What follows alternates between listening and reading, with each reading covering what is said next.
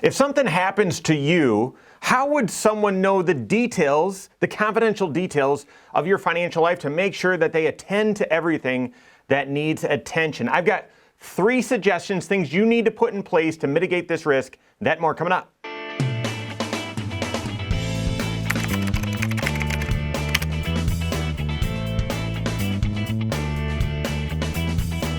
My name's Mike Bernard. I'm the host of the Wise Money Show. I'm also one of the certified financial planners right here at Korhorn Financial Group. Make sure you hit that subscribe button, turn on notifications, and smash that thumbs up button. All right, so your finances are private and they're confidential, right? They are not something that you expose and discuss openly. Hey, here's how much I make. Hey, here's how much I have in my bank account. No. You don't talk about that, right? And oftentimes even with your kids or whatever, but certainly not other family members or friends. You don't share that sort of stuff. And then also, like, even just knowing where stuff is. Well, my financial advisor is this person. Okay, maybe, but I bank at this bank, or I have my investments here. I have whatever. Just leaving those breadcrumbs. That's also confidential, right? You just don't really. That's not cocktail party sort of discussion. So that works great in this world where, those things need to be confidential and make sure that they're kept safe and all of that. That works great while you're alive and you're healthy. But it creates a big mess when you pass away, or if your health suddenly changes and someone needs to step in. So the question is, how do you keep your finances safe and secure and private, confidential, but also have a mechanism so that if something happens to you, people can step in, the right people can step in and make sure that assets are transitioned and make sure that the structure that you created in your finances, it isn't lost and is sort of your wishes are carried out. Recently was talking to an individual who had reached out. He's a serial entrepreneur and you know who you are. So he's got, 4 or 5 different businesses going all at one time, and at least that many in his head that are sort of still in motion. And so he reached out to me because he's got a large family, and he realized 2 things. And one is the topic of the inspiration for today's video. And one is, he said, listen, I don't have any liquidity in my finances. So if you were to total up everything that I've got going in my financial life, it's probably a big number. But if the dust settled and I needed to get my hands on cash, there's not much of it. And for his large family, he was realizing, well, I've got to start saving and start funneling some of these assets, or at least proceeds from assets, into more conventional investments that are more liquid, that I can get my hands on, and so on. So that's one. But the other was, listen, if something happened to me, no one would know what I've got going on. Absolutely no one. They wouldn't know about this business interest. They wouldn't know where this account is. They wouldn't know that I bank here. They wouldn't know this. They wouldn't know that. And he's like, this would be just an enormous mess. Assets would likely be lost. Things would be much more complicated than they would need to be. And it would be very expensive, burdensome to kind of get things moved in motion. So he said, well, what should I do? Now, even if you're not a serial entrepreneur and you don't have that much complexity, still that risk or that challenge remains, because you don't share where you bank with anyone that's, not your spouse. You don't share, and maybe even your spouse doesn't know where all the investment accounts are, don't know what liabilities are out there. If you manage all of the finances for your family, your spouse might not even know this. Certainly not your parents or your kids or those who would come behind you if something happened to you. So what do you do?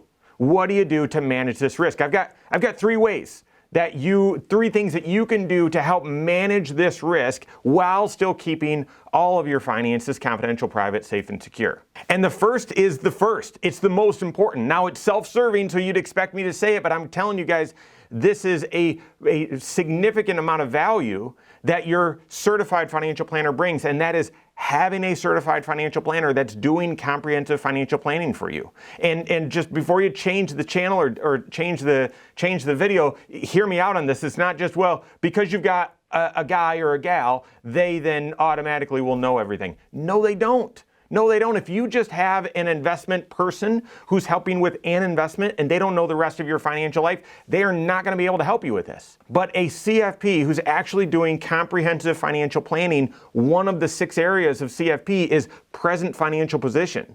So on an ongoing basis, they're going to have a full personal balance sheet that is going to have every bank account, every liability, every investment account, everything, your entire financial life will be on one sheet of music. So you'll be able to see at any time, all right, well, here are the various bank accounts, and I will tell you right now, I probably have too many. I need to simplify, I need to clean things up, but they're all documented there.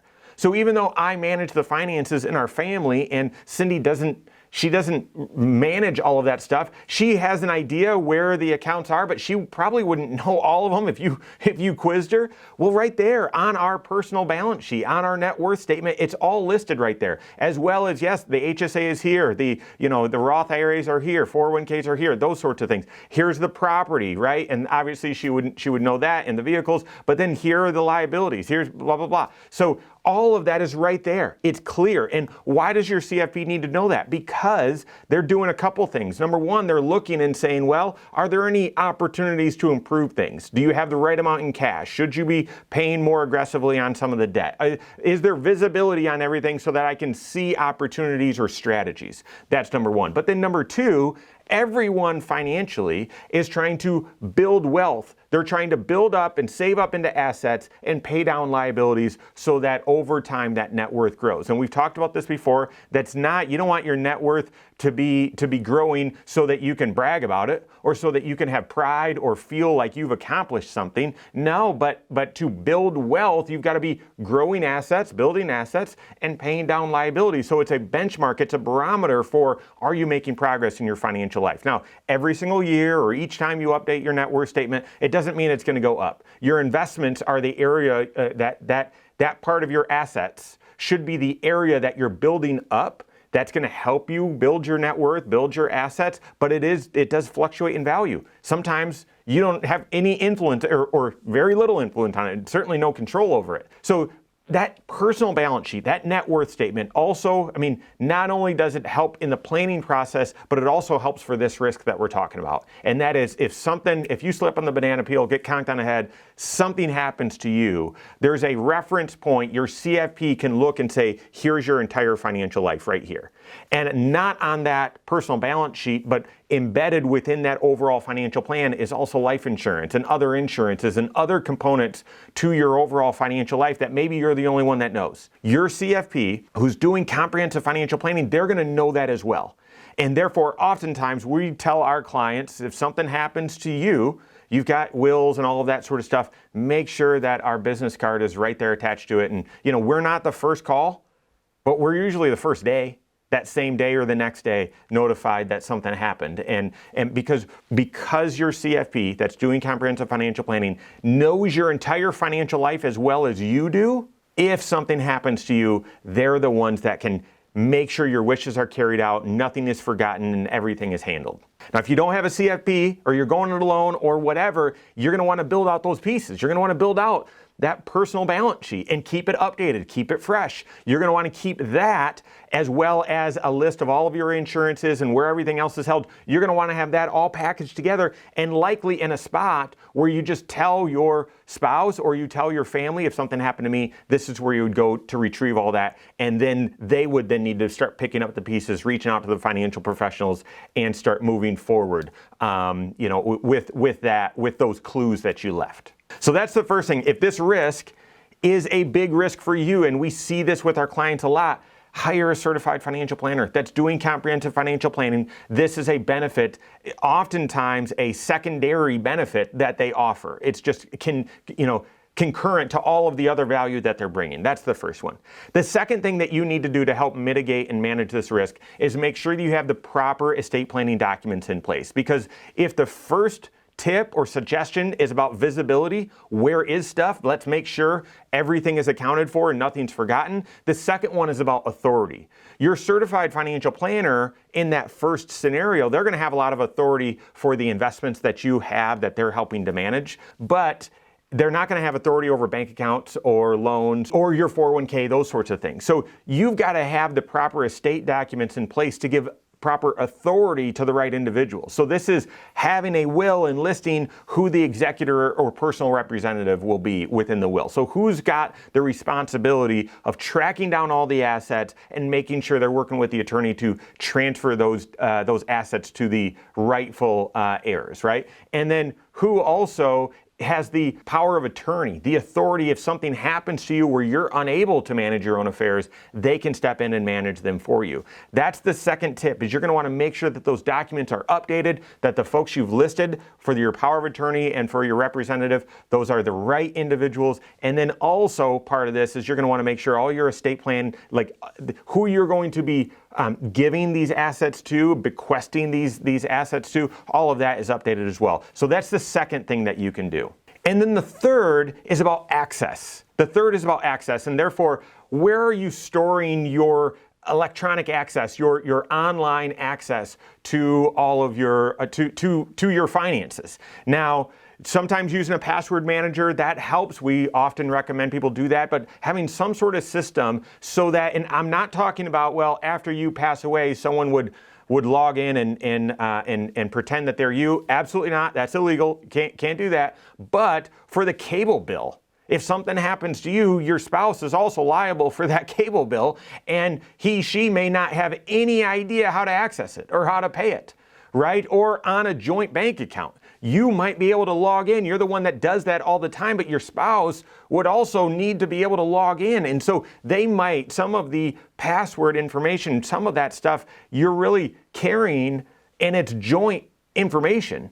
And your spouse or someone they don't know how to access it. And so this one is slightly less important than the others because, again, you've got to color within the lines and all of that sort of stuff. But knowing where that information is kept or how to access information that someone else is legally able and should be able to do, but right now they don't have any access to it because you manage it for them. If you're not around, how is that going to be managed? When my father-in-law was diagnosed with early onset, he was still managing things, and he very suddenly and yet very slowly lost the ability to do that.